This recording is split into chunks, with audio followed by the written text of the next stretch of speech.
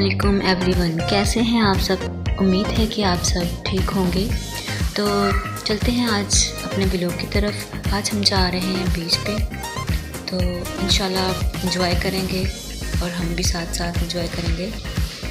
चलिए जी, हम पहुंच गए अपने बीच पे। तो ये देखिए कितनी खूबसूरत व्यू है, कितना खूबसूरत, कितनी खूबसूरत लहरें हैं। यहाँ आके बहुत अच्छा और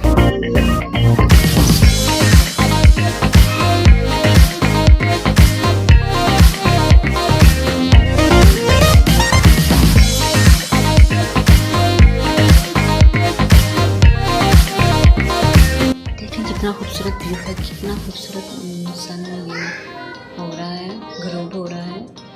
तो आई होप कि आपने एंजॉय किया होगा।